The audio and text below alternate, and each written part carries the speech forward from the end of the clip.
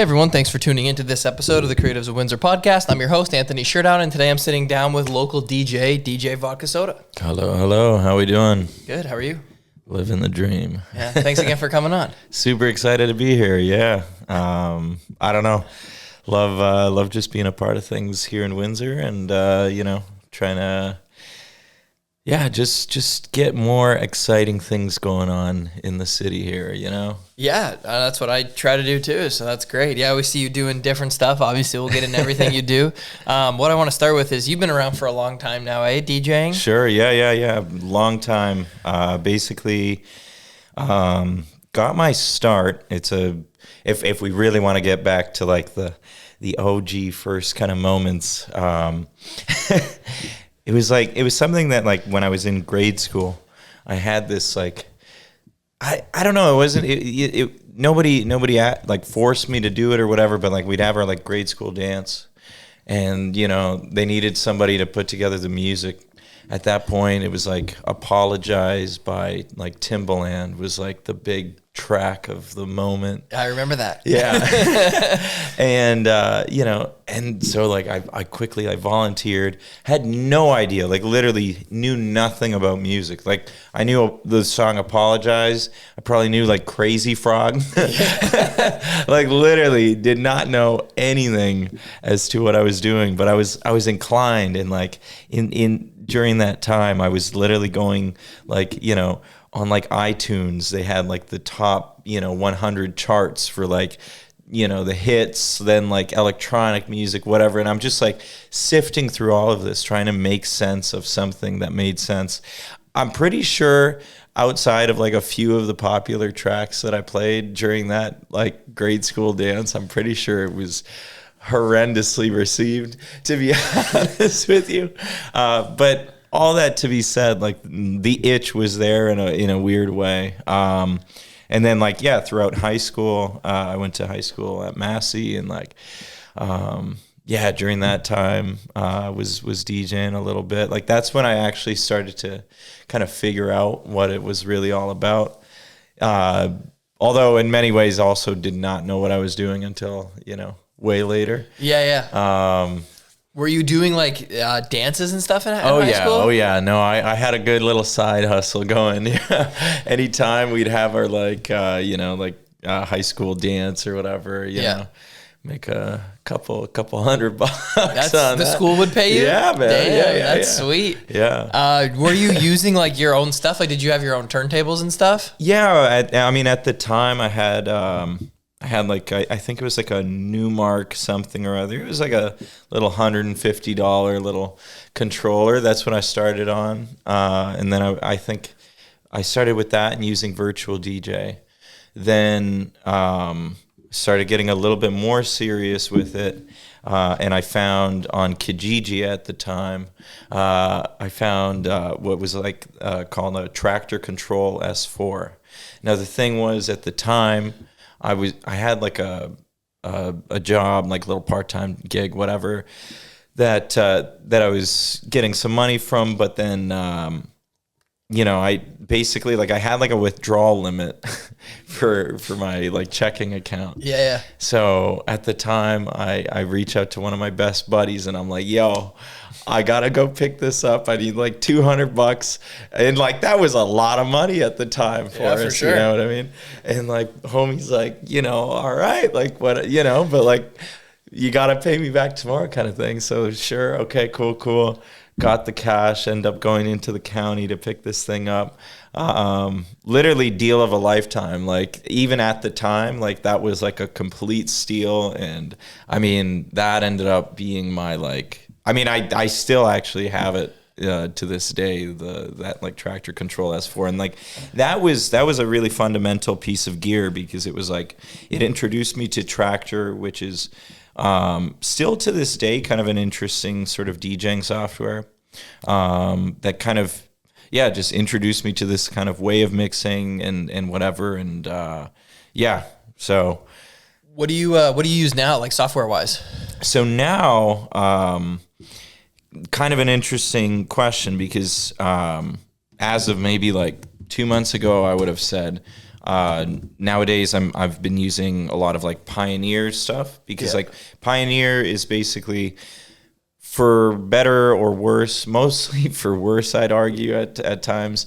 They're kind of like the industry standard, like club standard. So any club you go to, like if I'm playing here in Windsor, Detroit, and Toronto, whatever, like Pioneer is kind of like what you'll have set up at the club. So that as a result of that, you just have to show up with like USBs, pair of headphones, and then you're ready and all set to go. Oh, so you're using their controllers. Yeah.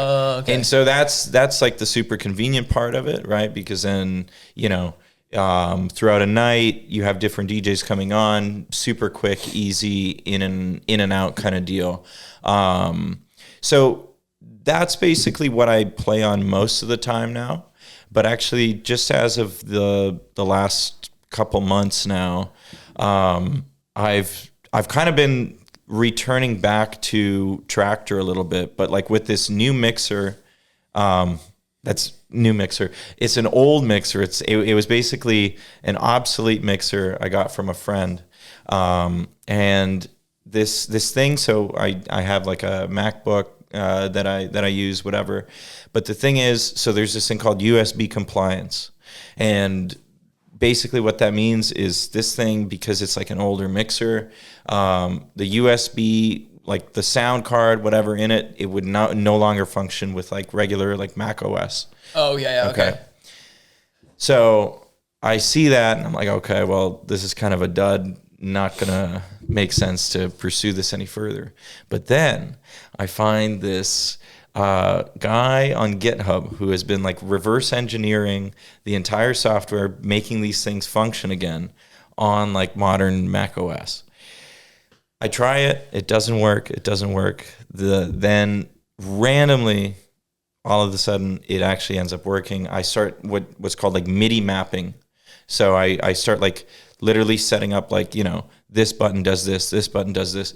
All throughout the night, I'm working on this thing, setting this thing up. Super excited because I'm seeing like the promise of what this piece of gear can offer. Yeah. And then sure enough, it ends up being super late. Go to bed, wake up in the morning, it doesn't work anymore. I'm like, oh shit. So now I message this guy via GitHub. I sent him like a whole error log, and I'm like, yo, dude, it worked. I don't know why it worked. It worked once. It doesn't work anymore. Can we figure this out? Sure. So now we start kind of talking. This guy's based in the Netherlands. And so, every couple days he sends me some revised code. It doesn't work. I send him huge, very detailed error log, this and this, these are the small changes I saw, whatever, blah, blah, blah, blah, blah. We go back and forth like this for weeks to a point of like, I'm ready to throw in the towel and forget about it, whatever. But then I'm like, okay, try it one more time. Finally, he sends me the night before Christmas, 2025, just last December. Yeah. Night before Christmas. Here, try this.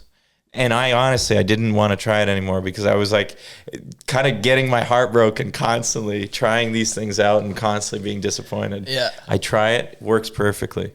So basically fast forward to today, I have this mixer now that I have fully customized, and I'm talking like literally every button, like every fader, it's been like a customized setting.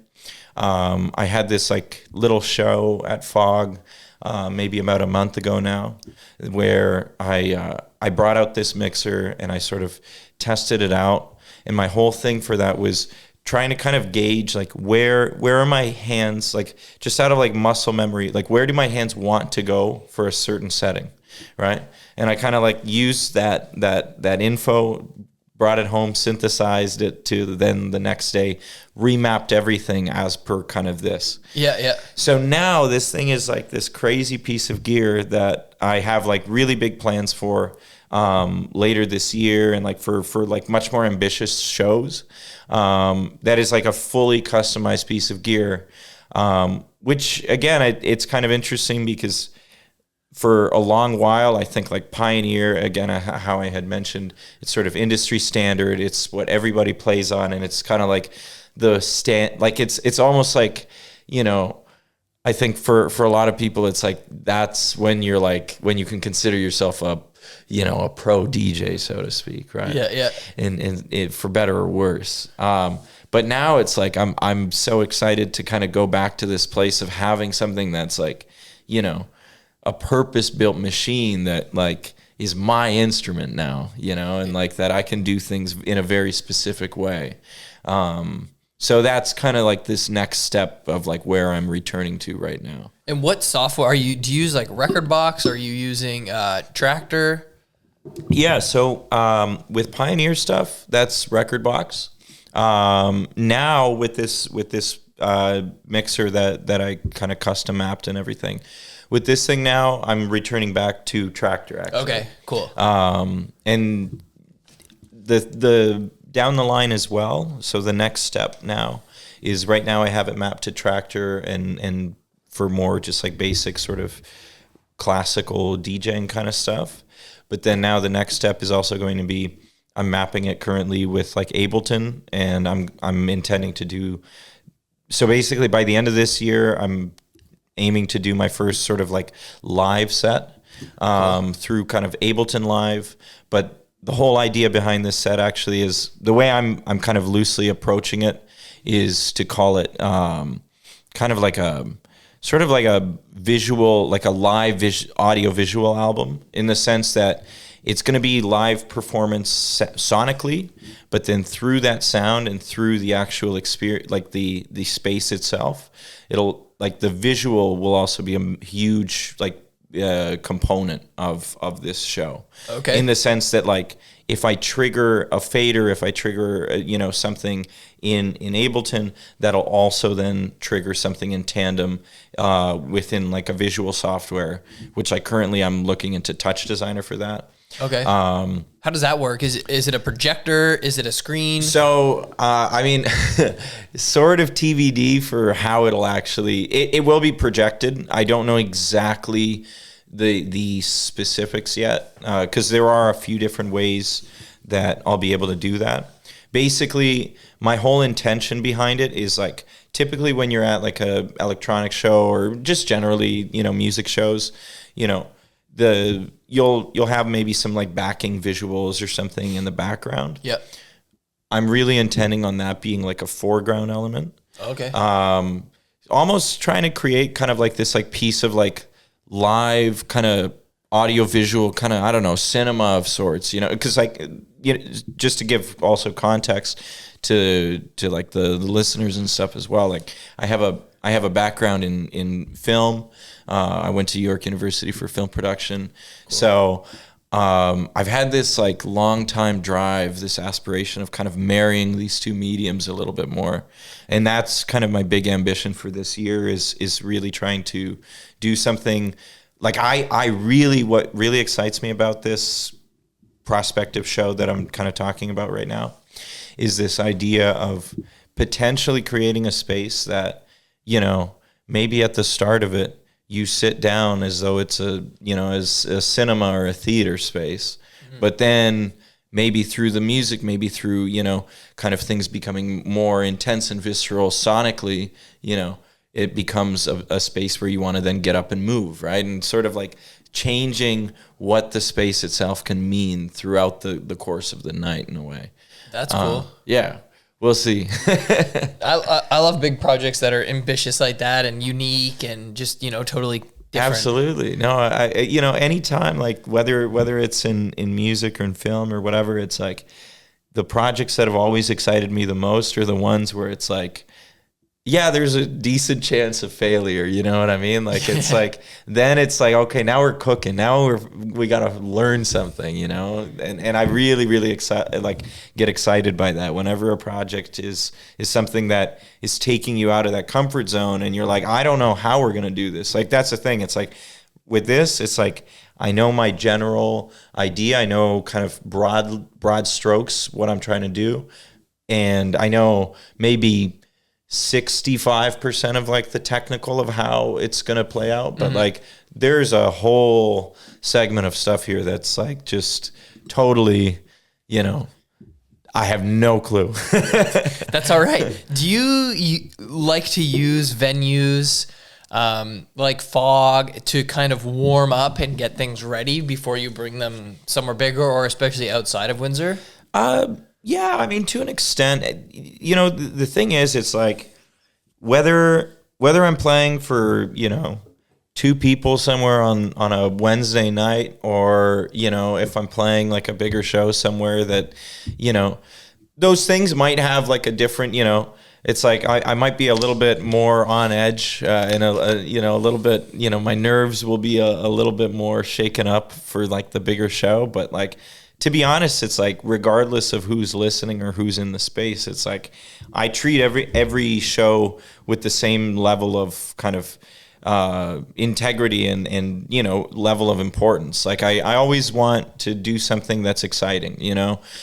It always, I think, has to make sense for the space. So, you know, if there's 2 people in a space, then that also kind of merits a certain maybe level of energy or whatever, right? Like it always needs to make sense for the context of the space. Like I've played so many different shows at Fog, you know, and like more often than not, it's like I won't be playing like the absolute craziest stuff at Fog, because it's like, okay, it's kind of a dive bar and whatever. It's like, I like, you know, it's like for me, for DJing in general, I think, you know, it's just like reading the room. It's just like understanding and having, you know, kind of an empathy to the space, you know, where it's like, you know, not trying to force a certain thing upon the space, you know, trying to gently, you know, if you want to do something that's going to be very high energy, but we're way down here,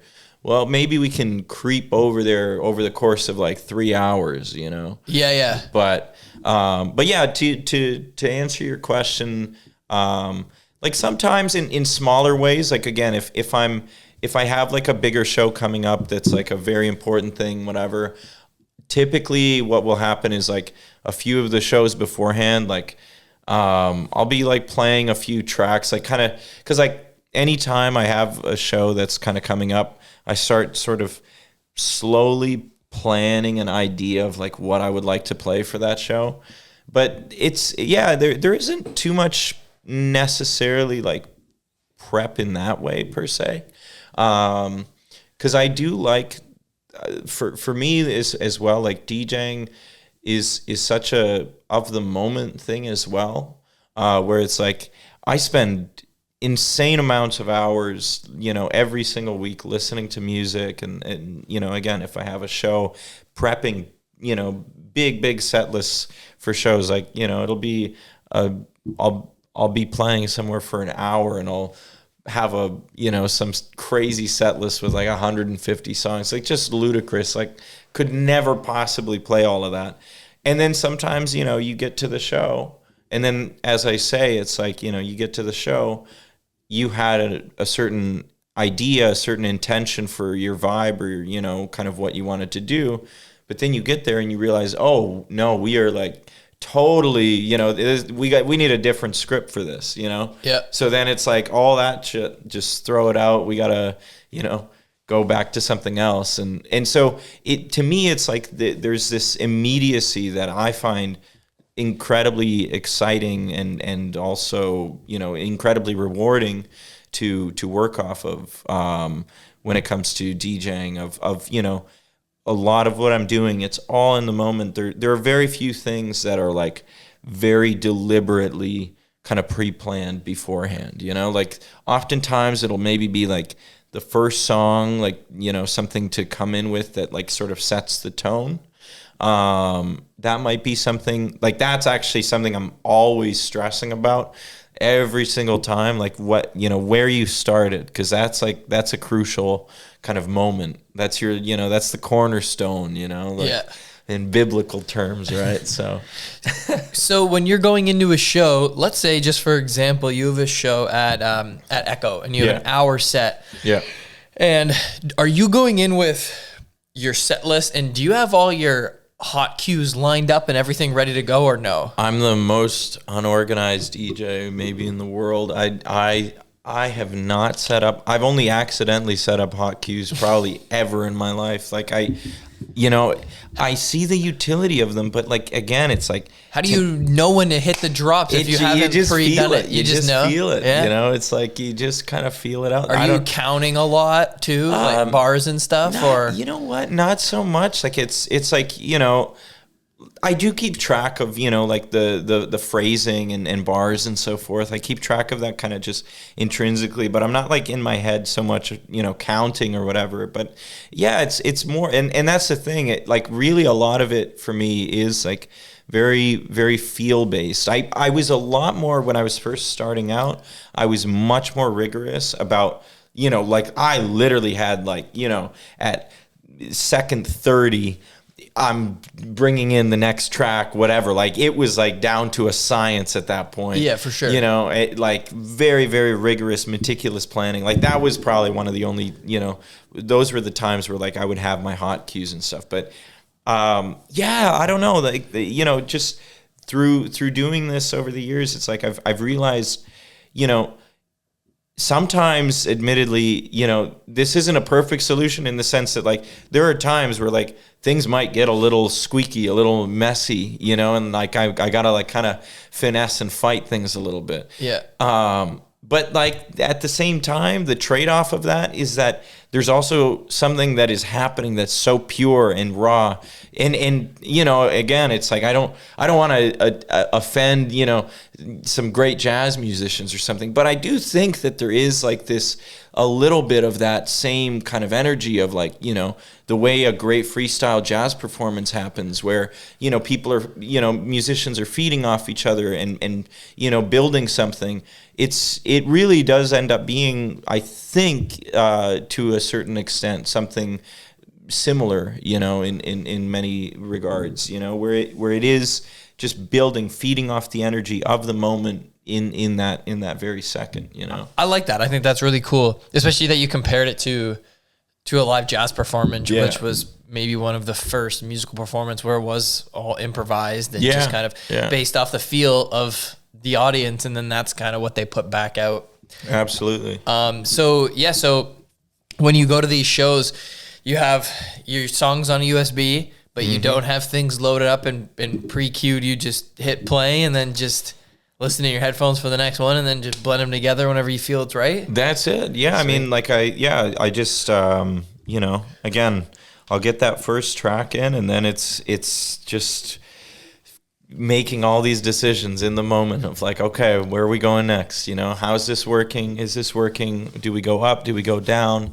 Again, I mean, I think it certainly is true for, I think any art where it's like, to me, art is very much a practice of, sustain and release, tension and release, where it's like build and then let go, and I mean, honestly, like that's, again, within film, within music, whatever, I think that's storytelling is, you create drama through like, where do you build the tension and where do you release the tension? And that's how, you can do that in so many different ways within the context of music too, where it's like, highs, being shrill, these shrill kind of, this kind of stuff. And then all of a sudden, and then you bring it to like a kick, then it grounds you and you have that release, right?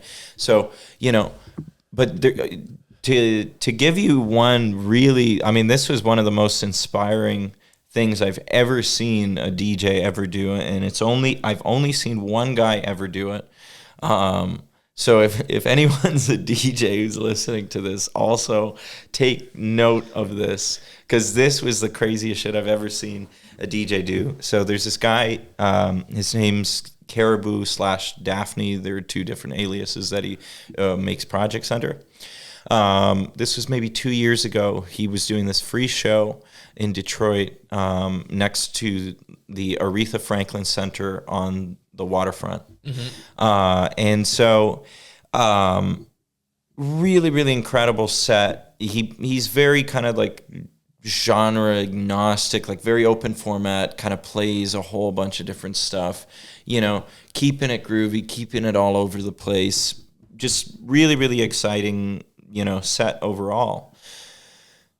But here he goes. It's like, it's beginning to be about sundown. It's a beautiful summer night, again, along the waterfront. And the sun's starting to come down. His set is kind of getting close to being done. And he's playing this incredible song by Thelma Houston. Don't know why I love you. I believe is, yeah. And so he's playing this track, and it's like a small edit of the track. Basically, the track with like just like a little repeating part at this one moment. Anyways, track is playing, super like soulful, beautiful vocals that just like breaks apart from like all this like electronic bleep bloop whatever, right? We get this beautiful, soulful, gorgeous voice just blasting through into the summer night. And then there's this one moment where he just kind of loops this little vocal sample. And as he does this, so on like the Pioneer gear, you have your high, mid, lows, and then just above it you have what's called the trim, which is like your gain, right? Okay. So gain you don't typically touch, like maybe you touch gain when you're bringing in a track just to make sure that its loudness is correct, right? But then afterwards you don't touch it. So what he did in this moment, we're all under the impression that this is maximum, that what we have been hearing for the last 30 minutes is like maximum loudness. And all of a sudden, in this moment where he has this little loop going, he rips the gain probably, 4, 5, 6 dB, whatever, and like I swear to you, it was like a euphoric, just like literal out-of-body moment. Because again, sound, it's all perceptual, right? It's like if everything in this room right now is loud for 20 minutes, you get used to it, and that becomes your baseline, right? So what this genius did is he set up our baseline. He kind of like tricked us in the sense of like 30 minutes of like baseline, max volume was here, right? And he kind of established this story in a way that like this is where we're at. Yeah. Then once he does this, and just raised it up to like what, like if it can make sense, like beyond what it seemed like would be perceptible, like you couldn't even perceive this level of volume in a way, you know what I mean? Because like he had set up this idea that we're at max, right? So anyways, I bit of a tangent here, but that was just genuinely one of the most inspiring moments. And again, so what got me on this was like again, this sustain and release. We're like, literally, this is a unbelievable example of like someone, having, and this was definitely a deliberate intention, where it's like, this is like 30 minutes of like, you're in this place of like setting this up.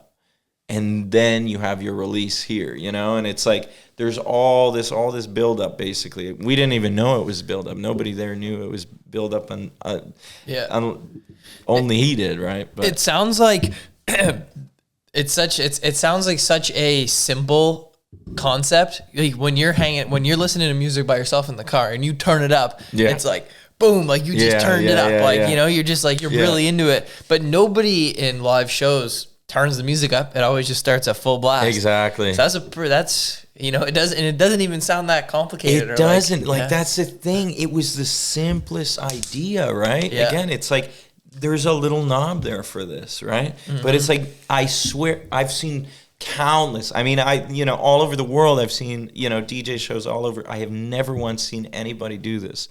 And it was, genuinely like such a simple stroke of genius where it's like, yeah, that's a tool. That's a tool like anything else that you can use for a creative purpose to like do something and to like, inspire a feeling, right? Yeah. So, yeah, just a really, really cool sort of example of, again, all this whole beauty of like, creating a situation and then releasing from that, For sure. Nah, that's sweet. Can you describe what kind of music you typically like to play? Sure. Yeah. 100%. I mean, I I try and kind of fight the idea of kind of shoehorning myself into a specific genre for lack of, for simplicity's sake. I would say house, like I kind of jump between house and techno a lot. Okay. Those would be like the main two spaces. Like what kind of, like deep house, like chill stuff, or? I mean, again, it sort of depends on like what's the mood, what's the vibe of,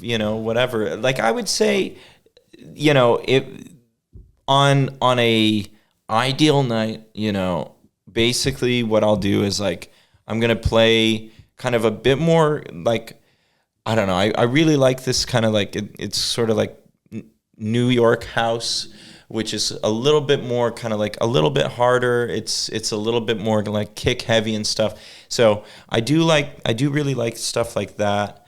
And then I tend to then towards the end of a set, bring it more into like a little bit faster kind of techno space. Okay. So that's like if, gun to my head, like play a show in your kind of ideal way, that's sort of the broad trajectory. But even beyond that, it's like, again, it all depends on the space, on the venue, like I would, there would be certain shows that I've done where it's like I wouldn't be caught dead playing a techno track in that space just because it doesn't make sense, Yeah. And like I love, like I usually kind of use this example because to me I get really frustrated because it's like as beautiful and like there's such a beautiful openness to like electronic music and what can be done within it, but then from like this kind of like standpoint of like like branding yourself or whatever,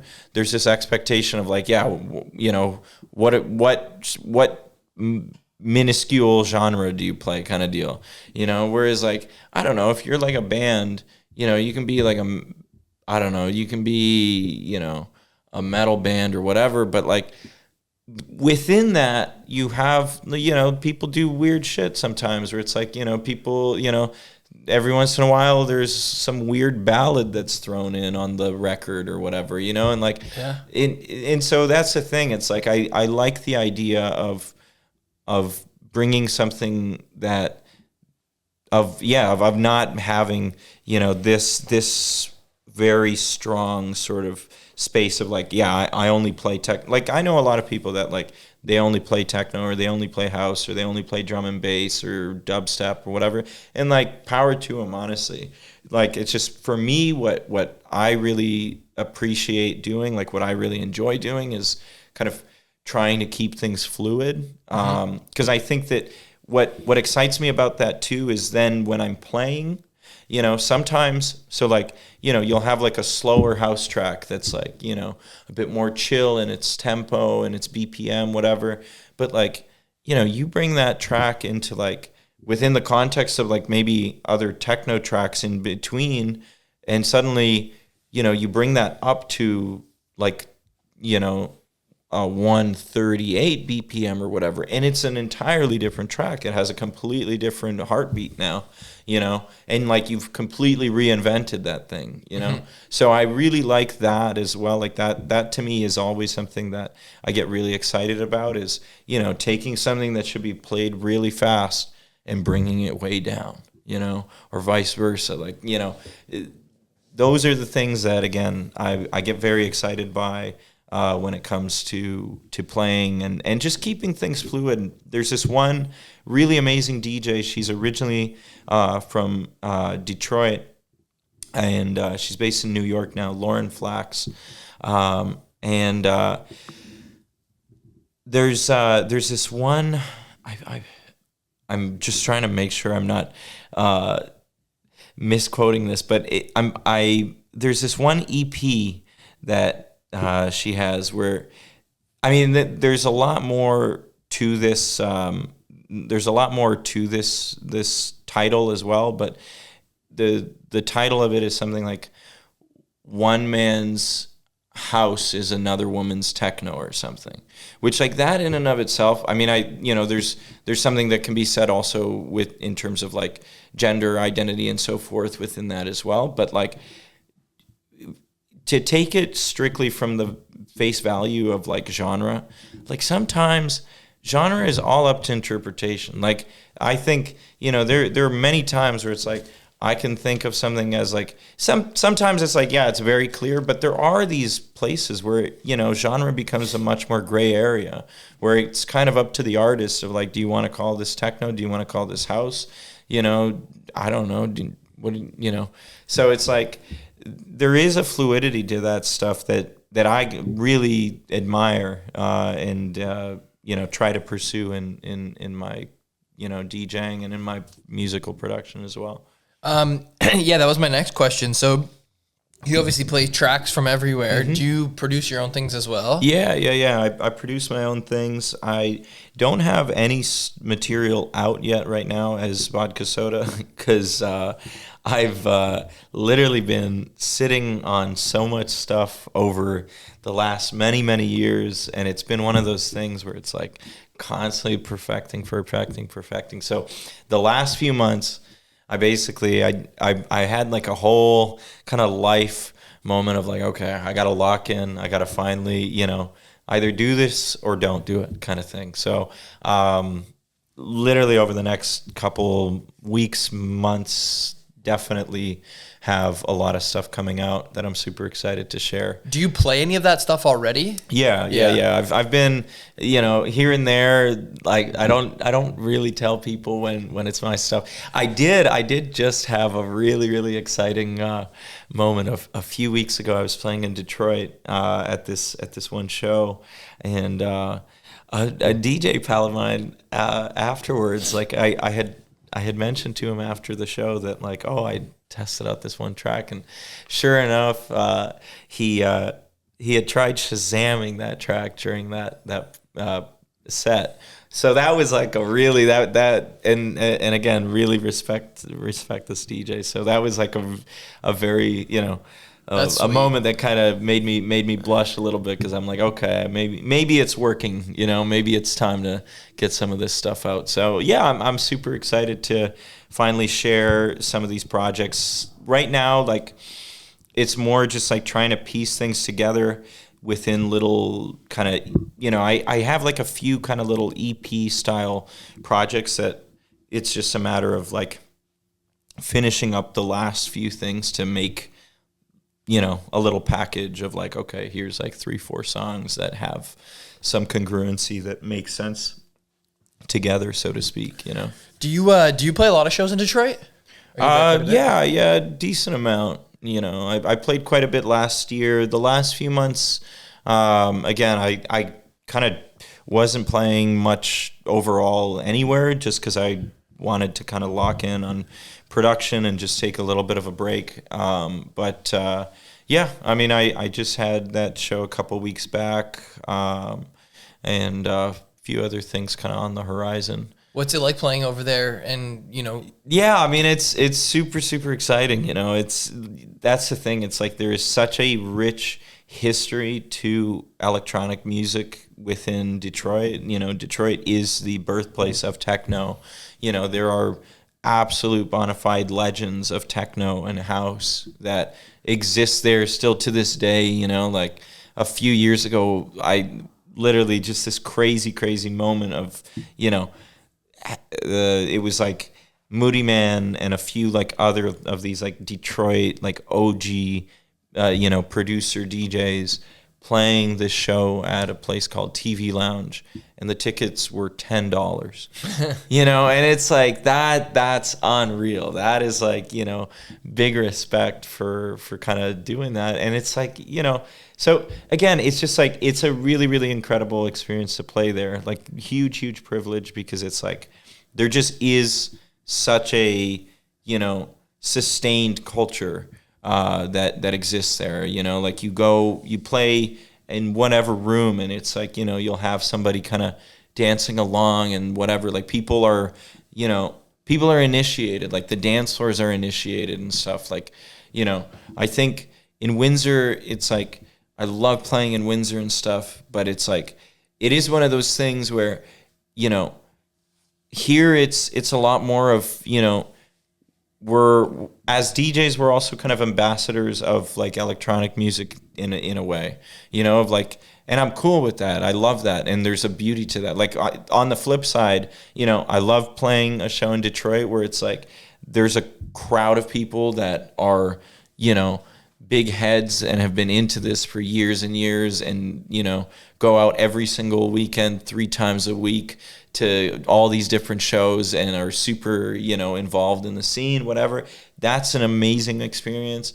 But then on the flip side, honestly, like I love these like weird gigs that I'll get sometimes of like, some whatever pop up somewhere. And it's like, I mean, I'm thinking of one specific moment where last summer I was playing the Walkerville, I don't know, it was like their like art market or whatever. Like the Wyandotte was like closed down. Open Streets is the city one? It wasn't open. It was the Walkerville Art Walk. That was it. Yeah. So for that,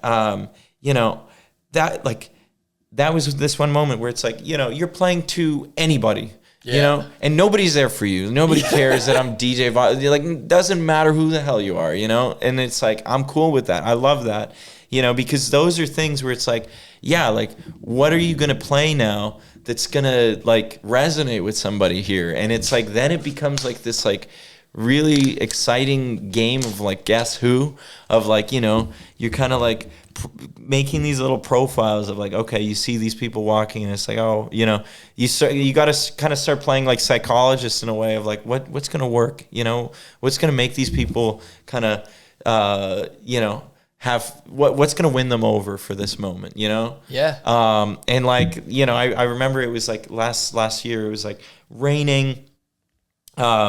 And I played this one song that it's from oh my god, it's from Fallen Angels, this great Wong Kar-wai movie that it closes the movie. It's called Only You. I'm forgetting the artist right now, but anyways, I played this song. It's like a ballad. It's like this really beautiful, little ballad. And then this one like older lady, she's just like walking along and like dancing away, and like you could just tell the glow in her heart and in her soul. She's just literally dancing in the rain, just could not give less of a shit.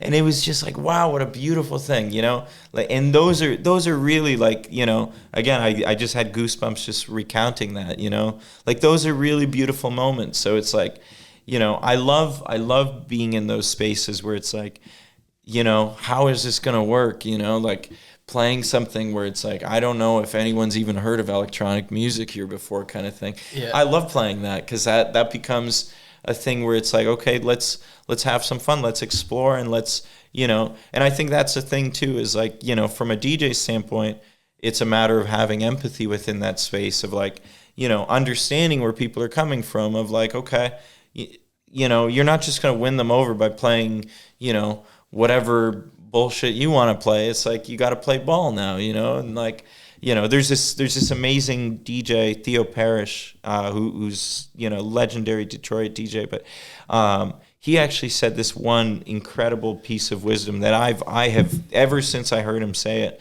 like I have like held on to this really strongly, which is, it's like, you play like one for them, like you just got to find that one track that like you can play for them that wins them over. And then once you establish that trust, once you get that one or whatever, then it's like, then you can take them wherever, then it's like they're on that fishing line and now we're going, Yeah. But that's the thing. It's like, finding that one track that like makes sense for somebody, that brings them in, that opens them up to and introduces them into that space that you're trying to establish, Yeah, no, I get it. That's really cool. It's interesting to hear you talk. I love hearing people talk about their craft no matter what it is. Yeah. Especially when everybody's when somebody's so passionate about it, right? Absolutely. Are you going to Movement this year? Do you go to that? Yeah. I'm probably, I don't have any concrete plans yet. Last year I had the intention of going over for one night to like a Movement after party. That was all I was going to do. And so that was on the Friday. I show up, and then sure enough, I didn't come back until Monday. Thankfully, I had I brought a couple spare pieces of underwear and socks and whatnot. So, but just couch surfed, got a bunch of little free tickets and stuff to different events, and you just finagled, just made it work. But it was an absolute blast. Such a good time. The festival itself is really cool. There's always really, really cool artists that come to the festival itself. But what honestly really excites me the most are the after parties. Literally, if there's a bar in Detroit, it's got something going on, and sometimes it's maybe just some local people, whatever, but it's everybody's doing cool shit during that weekend, and there are always shows too that are going to be these cheaper shows that maybe you don't recognize all the headliners or whatever, but everything's going to be good. There's always going to there's going to be cool music. There's going to be people from all over playing different spaces and stuff. For me, one of the biggest highlights from Movement Weekend last year was this one show that happened at Spotlight. There's this one DJ producer based out of Detroit called Shigeto. So really, really incredible producer, DJ, whatever. So he put together this lineup, this show that was an afternoon show where it was called Live and Direct, and it was at this place called Spotlight. And so Live and Direct, the whole idea, the whole premise for the show was everything that was transpiring, it was either live sets or it was there was one thing where it was a big band, big jazz band playing, and whatnot, but everything was live. And the last two sets of that night were just light bulb moment goes off where it was just absolutely inspiring stuff. The second last guy, he was based out of New York, and then the last two that played so it was Shigeto and then this other Detroit-based DJ producer named Salar Ansari, and so they did this live set together, and I mean that was just absolutely magnetic stuff. It was Shigeto was on the drums with I think a little bit of modulation, and then Salar was working Ableton stuff, I believe, in the background. Yeah. And again, just so frenetic, so alive, And that was again kind of fast forwarding to where I am now and what I opened up kind of talking about of some of the live stuff that I'm trying to get at now. It's 100% inspired by that, and a few other people there's another guy who's based in Windsor now, John Dixon. He's again, huge sort of legendary, DJ producer based out of Detroit. And so John, he plays occasionally with this drummer, and they have this project called Room 131. And that's another just amazing kind of hybrid work of electronic / live music that, again, that's the kind of stuff that right now really excites me.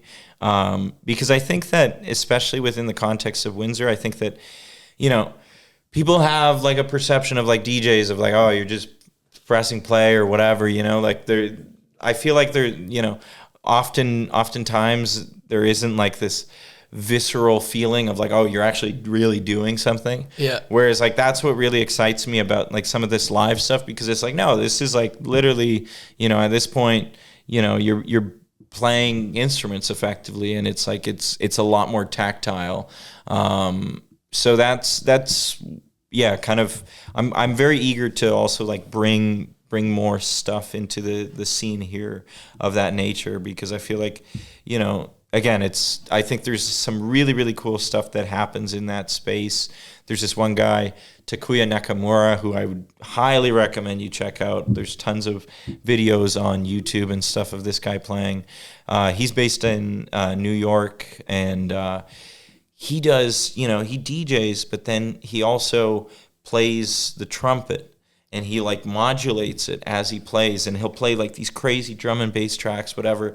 And he's like playing, you know, live improvised trumpet, whatever, over top. And it's just unbelievable. Like that, literally, I saw him live a few years ago when I was in New York.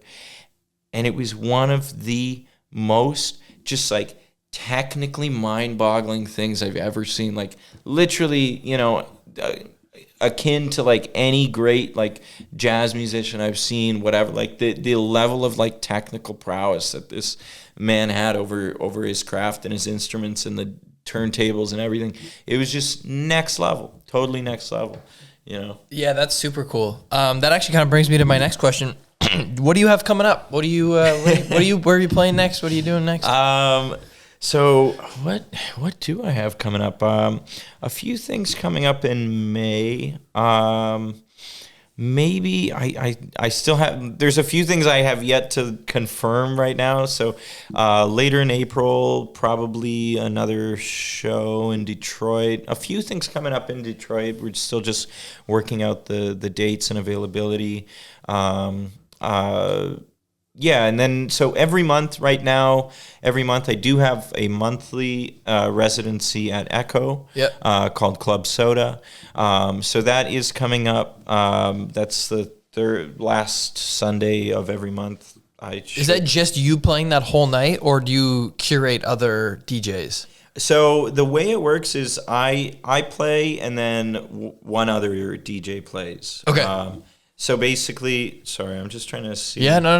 Look. So that'll be on the 26th. That show. Okay.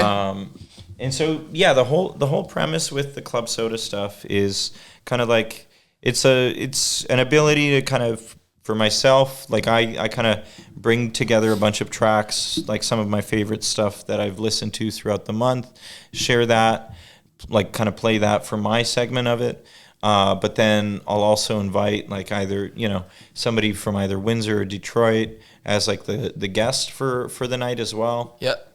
And then, so then, you know, they play for 2 hours, I'll play for 2 hours.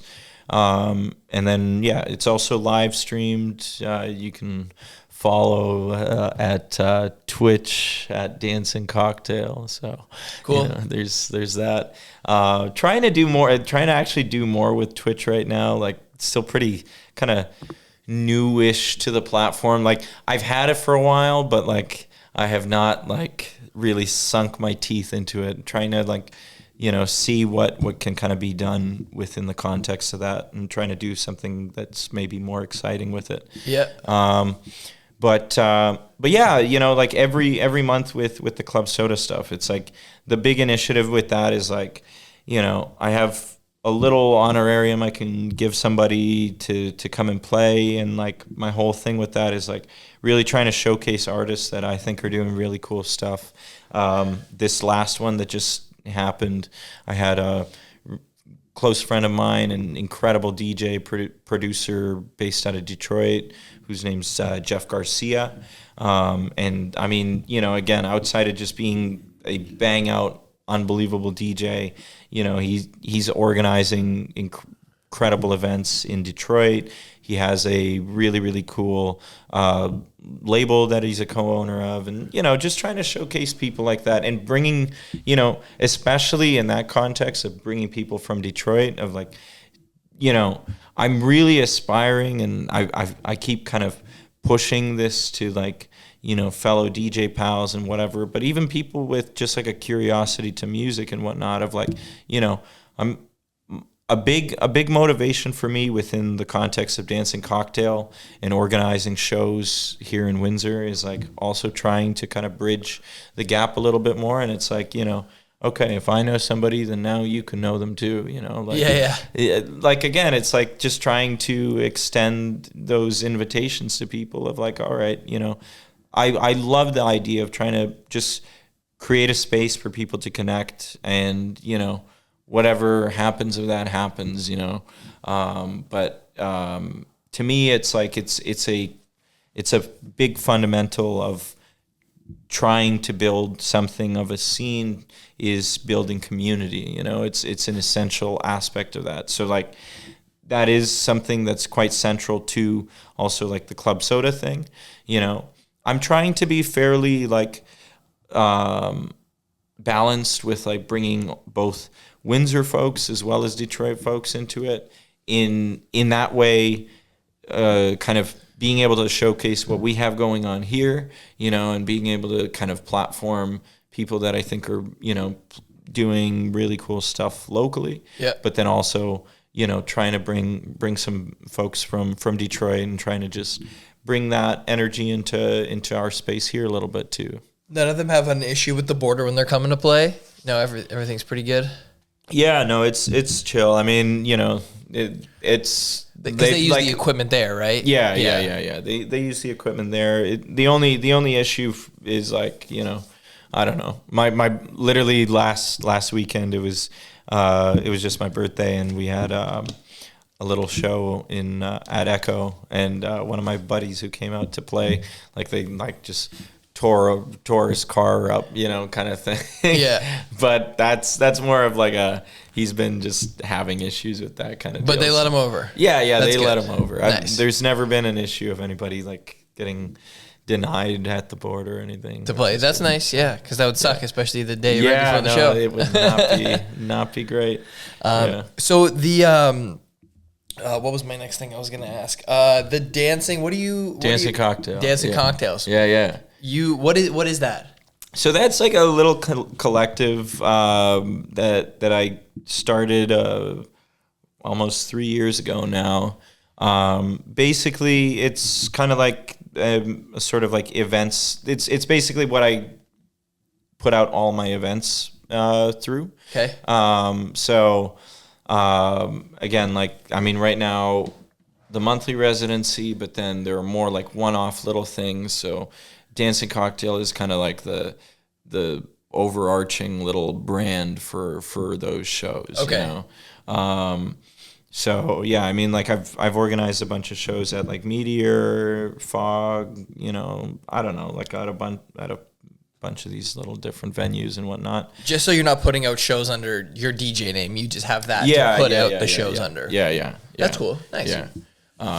Yeah. So I don't know. We've had some really exciting shows in the past. I've like you know, again, trying to like, you know, the slogan for Dancing Cocktail is like good music only, and you know that's really kind of part my own personal kind of mantra, but definitely it stands for Dancing Cocktail in the sense of like that's what inspires the bookings, that's what inspires the whole kind of mythology behind it, where it's like, you know, really being music forward and, you know, everything else kind of coming second to that. Just trying to showcase, you know, some really, really cool stuff.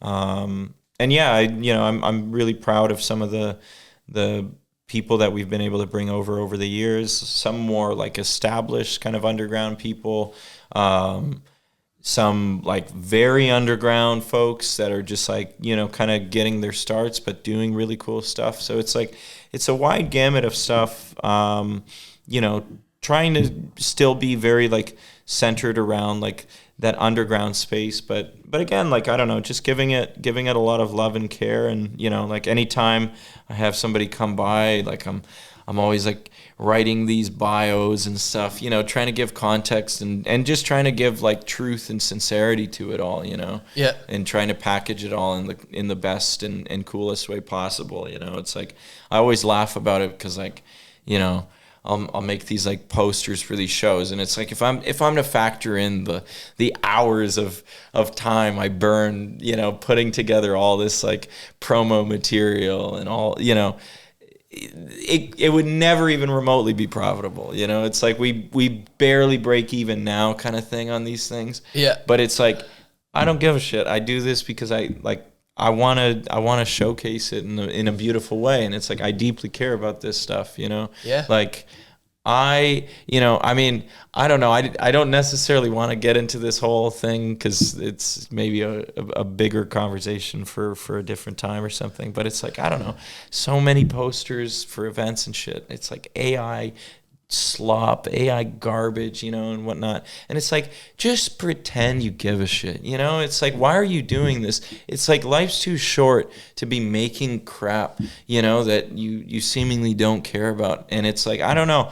That's why it's like, anytime I'm doing something, it's like, I'll put in those stupid amount of hours to make that poster look good. Because I care about it. I want that artist to be proud. Because I know how crappy it is when, like, I'm on a show and it's an AI poster. Now I got to share it to my followers, and I feel goofy sharing it. Yeah. Well, I don't know if you saw, but a lot of show promoters have been doing these posters, and they'll like draw it out with a crayon. And just make a complete shitty poster, but just to show that like it's not AI. I love it. Yeah, no, like cool. That's the thing. Do it with a crayon. Do it with. I literally, my first show I ever did. This was maybe 2023. I did this at Fog.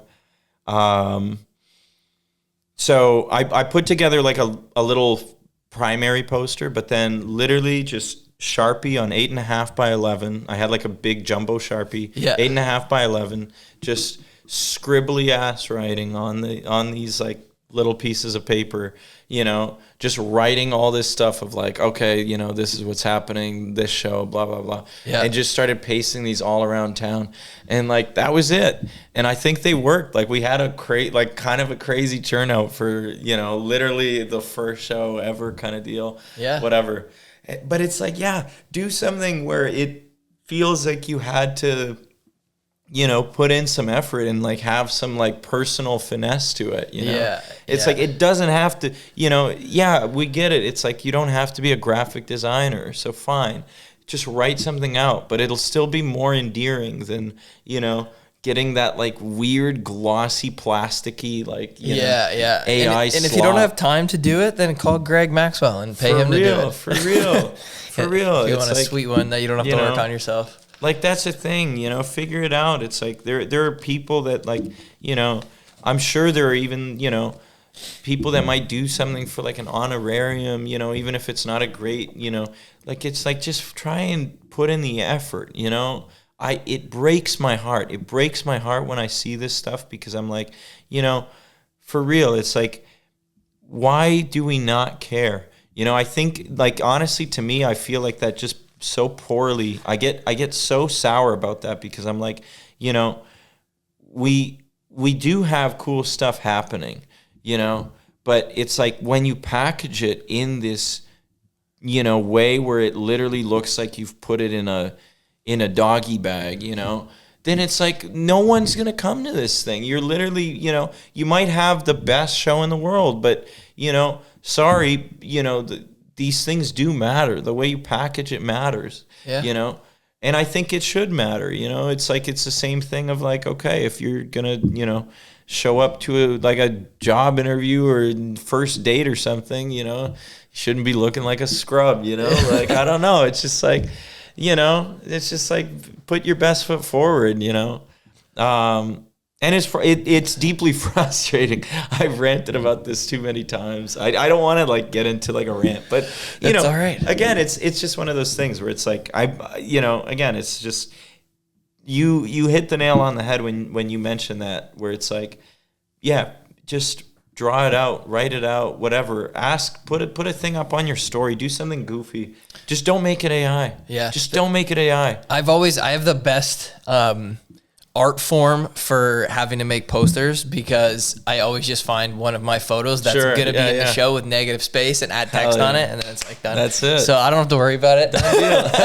But musicians do. Because you guys are making visual art, so now you have to, for sure. Yeah. But I've always been like every show that I've done where it's just me is always just my photo with text on it. Hell yeah, man. But that, see, that's the thing though. It's like, if you're doing a show, like I'd rather it be like a goofy, thing where like, make it some stupid selfie of yourself. If you're the artist or whatever, make it a stupid selfie, just put some crappy text. And then I'm like, hell yeah, this sucks, but it's endearing. It's personal. It's personal. It's cute. It's like you clearly are a great musician, and you should not be a graphic designer. No, and I'll come to your show for that. Like, Hell yeah.